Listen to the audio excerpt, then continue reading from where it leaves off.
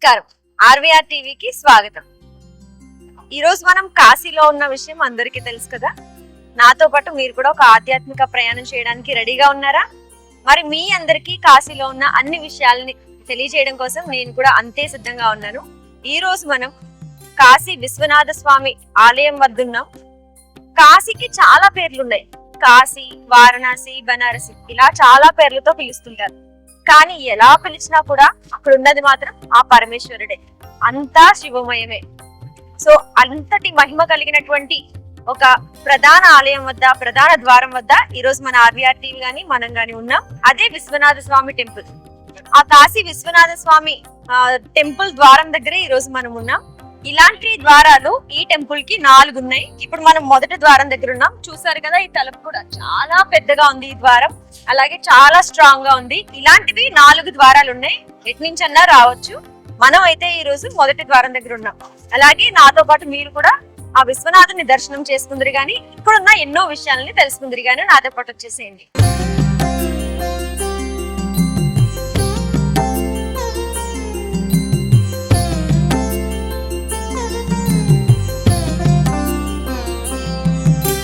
గంగాతరంగ రమణీయ జటాకలాపం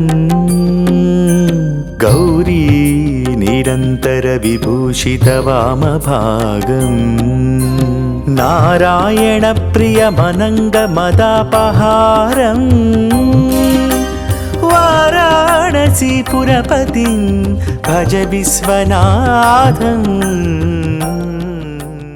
ఎంతో పవిత్ర స్థలమైనటువంటి కాశీ కాంతులతో వెలిగిపోతూ మోక్షానికి మార్గం చూపిస్తుంది. ప్రతి కాంతిలో ఆ పరమేశ్వరుడు దర్శనమిస్తూ ఉంటాడు. వేసే ప్రతి అడుగులో ఆ శివనామం వినిపిస్తూ ఉంటుంది. ఓం నమ శివాయ, హర హర మహాదేవ, శంభో శంకర. పవిత్రమైన గంగా నది పశ్చిమ తీరాన కొలువై ఉన్న దివ్య పుణ్యక్షేత్రం కాశీ. 12 జ్యోతిర్లింగాల్లో ప్రసిద్ధి చెందిన విశ్వనాథుడు లింగరూపంలో కొలువైన శైవక్షేత్రం కాశీ.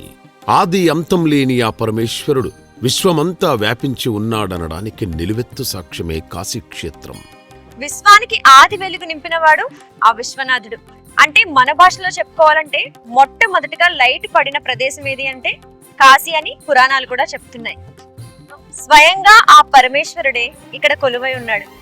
గంగా నది తీరాన అత్యంత సుందరంగా కనిపిస్తున్న ఈ కాశీకి వచ్చిన భక్తులు ఆధ్యాత్మిక భావంతో మునిగిపోతారు. ఇక్కడ ప్రతి చోట దివ్యత్వం కనిపిస్తుంది. ప్రతి భక్తుడి మది దైవత్వంతో నిండిపోతుంది. హరహర మహాదేవ, శంభో శంకర అంటూ భక్తులు తమ జన్మకి సార్థకతను చేసుకునేందుకే కాశీకి వస్తుంటారు. ఇక్కడ కొలువై ఉన్న విశ్వనాథుడి చరిత్ర తెలుసుకుంటేనే జన్మ ధన్యమవుతుంది. ఇది ఆలయం మాత్రమే కాదు, మన ఆత్మ జ్ఞానానికి మార్గం. ఒక్కసారి ఆలయ చరిత్రను తెలుసుకుందాం. నాతో రండి. వాచామగోచరమనేక గుణస్వరూపం వాగీశ విష్ణు సురసేవిత పాదపద్మం వామేన విగ్రహ వరేణ్య కలత్రవంతం వారాణసీ పురపతిం భజ విశ్వనాథం.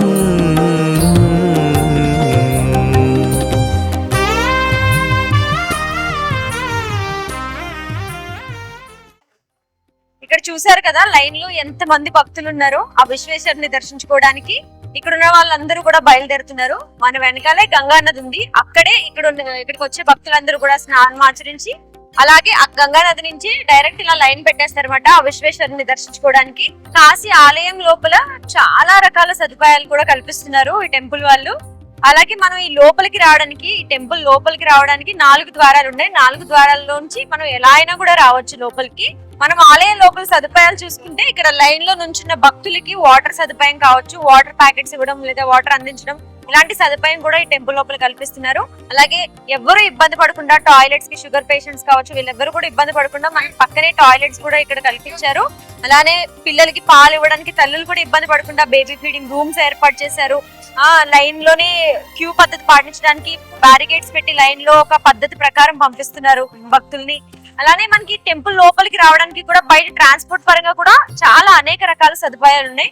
మనకి రిక్షా కనిపిస్తుంది, ఆటోలు కనిపిస్తున్నాయి. రోడ్లు చిన్నగానే ఉన్నప్పటికీ కూడా ఆటో రిక్షాలు తీసుకుని మనం టెంపుల్ వరకు రీచ్ అవ్వచ్చు. అలాగే లోపలికి వచ్చాక పెద్దవాళ్ళు నడవడానికి ఇబ్బంది పడే వాళ్ళు ఎవరైనా ఉంటే వాళ్ళకి వీల్ చైర్ సహాయంతో కూడా టెంపుల్ లోపలికి తీసుకుని వచ్చి దర్శనం చేపించి మళ్ళీ కావాలనుకుంటే వాళ్ళని వాళ్ళు ఉన్న ప్లేస్ కి దింపే ఫెసిలిటీ కూడా టెంపుల్ వాళ్ళు కల్పిస్తున్నారు. సో పెద్దవాళ్ళ నుంచి పిల్లల వరకు ఎవ్వరు కూడా ఇబ్బంది పడకుండా చక్కగా వచ్చి ఆ విశ్వనాథుని దర్శించుకొని ప్రశాంతంగా మనస్ఫూర్తిగా ఆనందించి ఈ టెంపుల్ నుంచి బయటకు వెళ్ళొచ్చు అన్నమాట.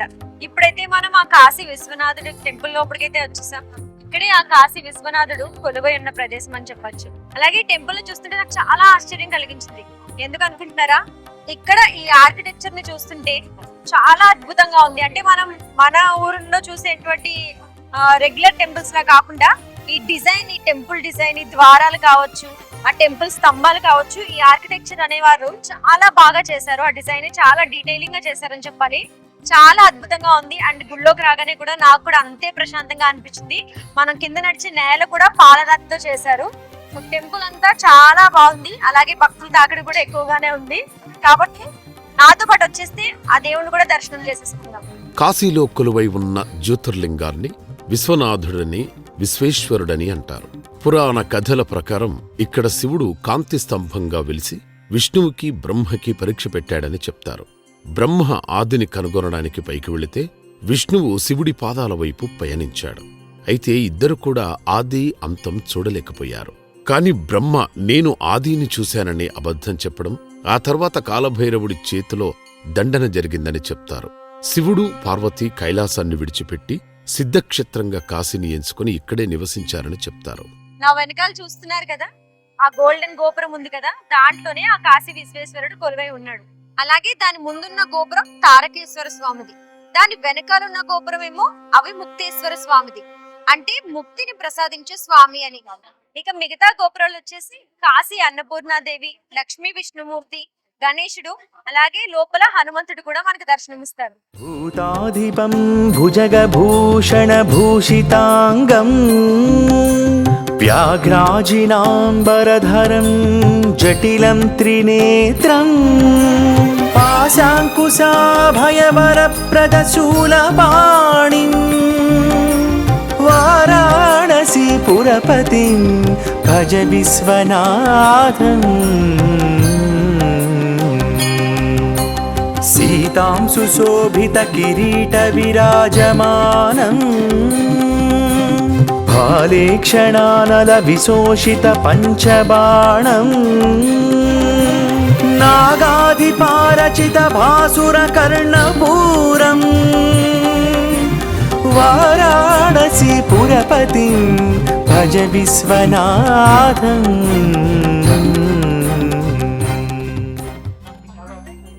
మనం గుడి లోపలికి వచ్చి ఆ శివుడి దర్శనం అంతా అయిపోయాక గుడి లోపలే మనకి ఇలా శివుడికి స్వయంగా మన చేతులతోనే అభిషేకం, పూజ చేసుకునే అదృష్టం కూడా ఇక్కడ ఉంటుంది. ఇక్కడ చూస్తున్నారు కదా, వరుసగా ఈ శివలింగాల్ని చిన్న సైజు నుంచి పెద్ద సైజు రాయి శివలింగం ఉంది, పాలరాతితో శివలింగం ఉంది, అలాగే వెండితో శివలింగం ఉంది. సైజెస్ కూడా ఉన్నాయి ఇక్కడ, చిన్నది పెద్దది అలా అని చెప్పి. మనకు కావాలంటే ఇక్కడే పూజా సామాగ్రి కూడా తీసుకోవచ్చు. ఇక్కడే వాళ్ళు ప్రొవైడ్ చేస్తారు పూజా సామాగ్రి అంతా.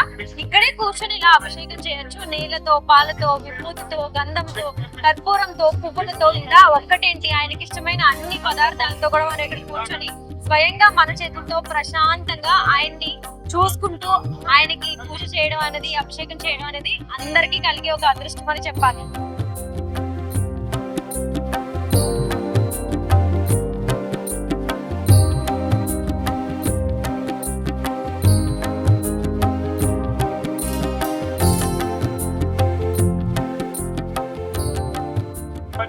హర హర మహాదేవ్, శంభో శంకర. మనం చరిత్రలో ఉన్న కథల ప్రకారం చూసుకుంటే ఈ ఆలయం గుప్త కాలంలో నిర్మించబడింది. అలాగే ఆ తర్వాత చాలా సార్లు ఈ ఆలయాన్ని ధ్వంసం చేయడం కూడా జరిగిందంట. తర్వాత మళ్ళీ తిరిగి నిర్మించడం కూడా జరిగింది. కాశీలో ప్రతి భక్తుడికి ఒక భావోద్వేగం. మన దేశంలో ఎన్నో దండయాత్రలు జరిగాయి. వేరువేరు మతాల వారు కాశీని విధ్వంసం చేశారు. విశ్వేశ్వర క్షేత్రాన్ని ముస్లిం పాలకులు చాలాసార్లు నాశనం చేశారు. మొఘలుల 6వ చక్రవర్తి అయిన ఔరంగజేబ్ కాశీక్షేత్రాన్ని బాగా నాశనం చేశాడు. అప్పుడు శివభక్తుల యుద్ధం చేసి తిరిగి కాశీని పునర్నిర్మించుకున్నారని చరిత్ర చెబుతోంది. ఎన్ని ఎదురుదెబ్బలు తగిలినా కాశీక్షేత్రం తట్టుకొని నిలబడింది. ఇప్పుడు శివభక్తులకి, హిందువులకి అత్యంత పవిత్రమైన క్షేత్రంగా అవతరించింది. కాశీ ఆలయ చరిత్ర మనకేం చెప్తుందంటే భక్తిని ఎవ్వరు ఏ శక్తి కూడా నాశనం చేయలేదు. కాలం గడుస్తుంది, రాజులు మారుతారు, కానీ కాశీలో ఆ విశ్వనాథుడి కీర్తి మాత్రం ఎప్పుడూ అలానే నిలిచిపోతుంది. ఇదే సత్యం. దానికి కాశీనే ప్రత్యక్ష సాక్ష్యం.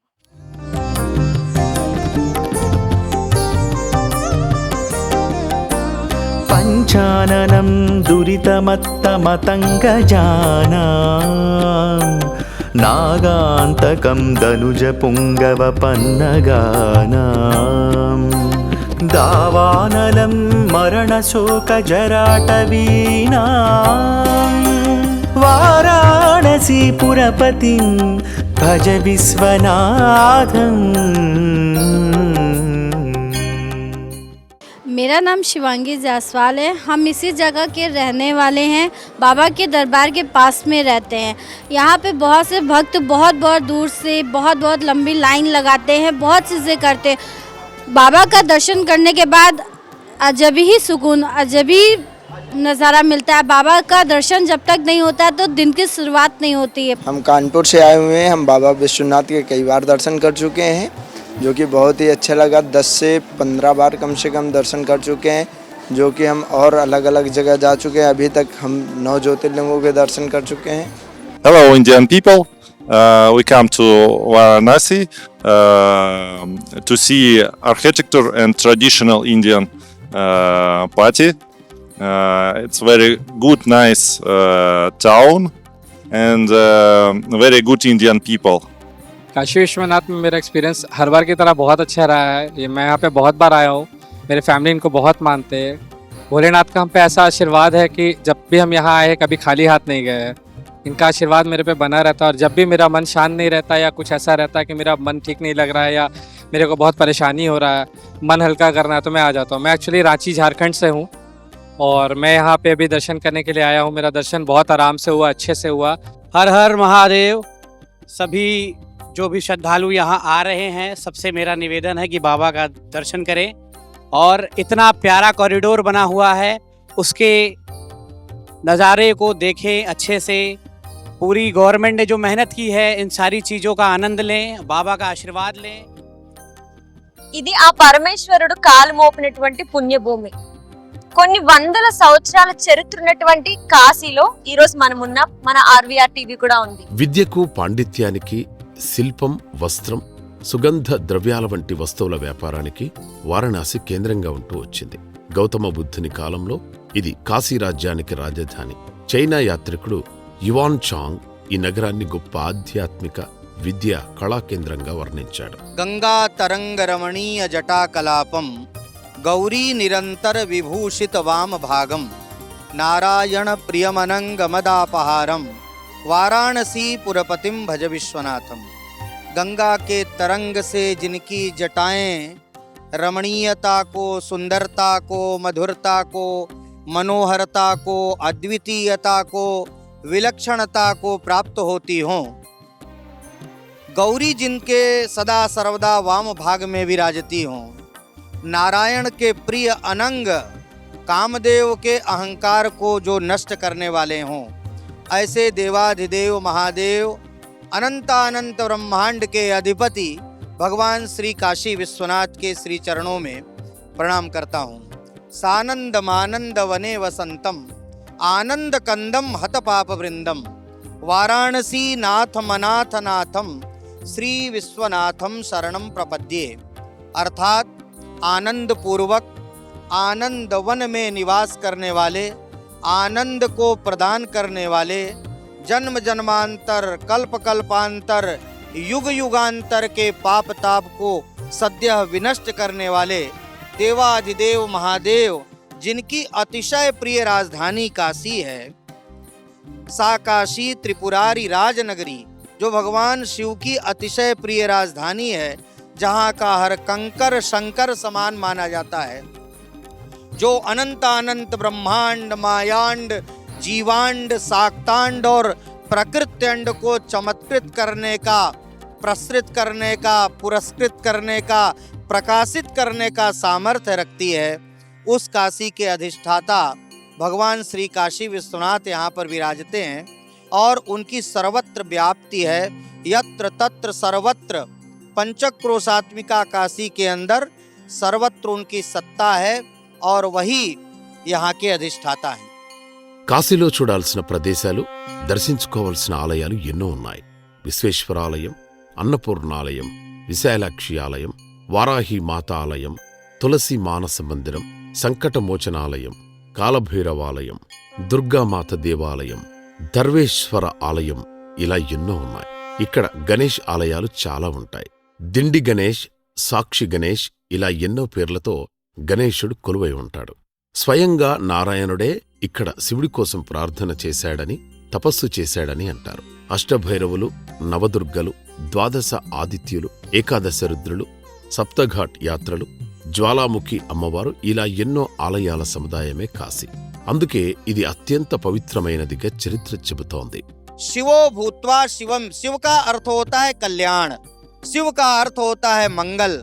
तो यही शिव तत्व है जहाँ पर कोई राग द्वेष नहीं है, जहाँ कोई भेदभाव नहीं है, जहाँ कोई ऊंचा नीचा नहीं है।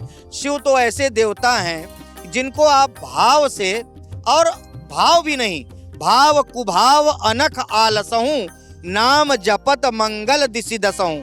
अगर कुभाव से भी भगवान का नाम ले लिया तो भगवान सर्वस्व न्यौछावर कर देते हैं। एक बार एक भक्त घंटा चुराने के लिए भगवान शंकर के मंदिर में जाता है। वो भगवान शंकर के शिवलिंग के ऊपर खड़े होकर के घंटा चुराता है।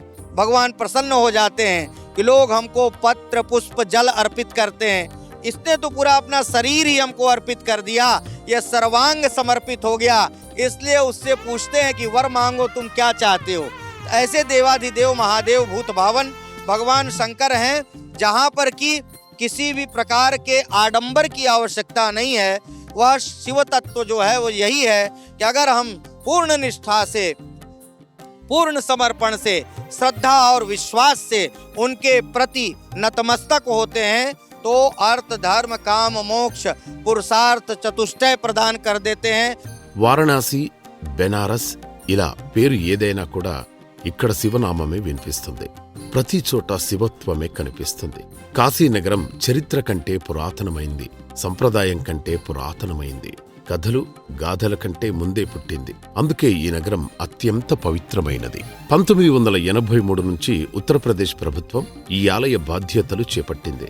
క్రమంగా ఈ క్షేత్రం అభివృద్ధి పదంలో వెళుతోంది. ప్రతిసారి భక్తుల విశ్వాసమే కాశీని నిలబెట్టింది. భక్తుల పాపాలను కడిగేందుకై గంగమ్మ నిలిచింది.